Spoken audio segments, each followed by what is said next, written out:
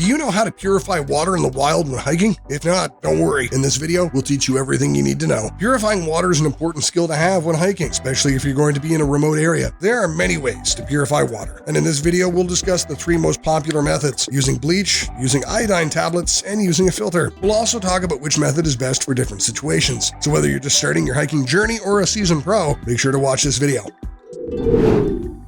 One of the most popular ways to purify water is to use bleach. However, it is important to use the right amount of bleach. You can use a small amount of bleach to purify a large amount of water, but if you use too much, it can make the water taste bad and can also be harmful to your health. The general rule is to use 10 to 15 drops of bleach per gallon of water. If the water's cloudy, you can use a few more drops. You will also want to let the water sit for 30 minutes before drinking it. This will give the bleach time to kill any harmful bacteria in the water. Remember, it is important to use regular bleach that does not have any fragrances or other chemicals added to it. Do not use scented bleach, color-safe bleach, or bleaches that have other chemicals added to them. These bleaches will not work to purify your water and can actually be harmful. While using bleach is a great way to purify water, there are also times when you should not use it. For example, if the water is very cold, it will take longer for the bleach to work. If the water is extremely dirty or cloudy, it can also be difficult for the bleach to work properly. In these cases, it's best to use another method of purifying your water. You should also avoid using bleach if you have any cuts or open wounds, as it can irritate them. So there you have it. Now you know how to use bleach to purify water. Let's talk about another way to purify water: iodine tablets.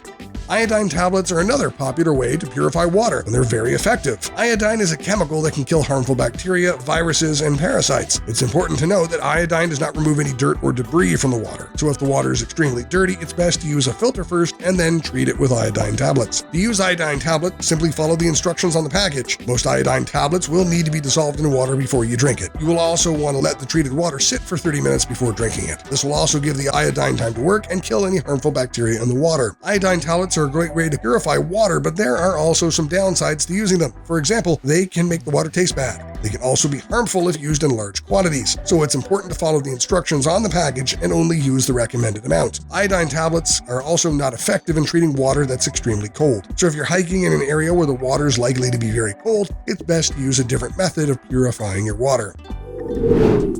Another easy way to purify water is filtering. Filters are a great way to purify water, and they are very effective. There are many different types of filters, but they all work by removing harmful bacteria, viruses, and parasites from the water. Bleach and iodine tablets do not remove any dirt or debris from the water. So if the water is extremely dirty, it's best to use a filter first and then treat it with the iodine tablets or bleach. To use a filter, simply follow the instructions on the package. Most filters need to be attached to a water bottle or other container. Then you'll need to pump the water through the filter to purify it. Filters are a great way to purify water, but there are also some downsides to using them. For example, they can be expensive. They can also be difficult to use if you don't have experience using them. So it's important to do your research and make sure you know how to use the filter before you go hiking. There are also certain instances where you should not use a water filter to purify your water. One instance is if the water's already clean. If you're hiking in an area where the water is known to be clean, there's no need to use a filter. Finally, if you're only going to be hiking for a short period of time, it may not be worth carrying a heavy filter with you. In this case, it's better to simply boil your water or treat it with iodine tablets or bleach. In conclusion, there are many different ways to purify water when hiking. It's important to choose the right method for the situation. If you're unsure of which method to use, it's always best to err on the side of caution and use a more effective method. Do not take chances with your safety. Be sure to purify your water properly when hiking. Do you prefer another way to purify your water when hiking? Tell us in the comments what you think, and don't forget to hit the like button and subscribe. Have an awesome day.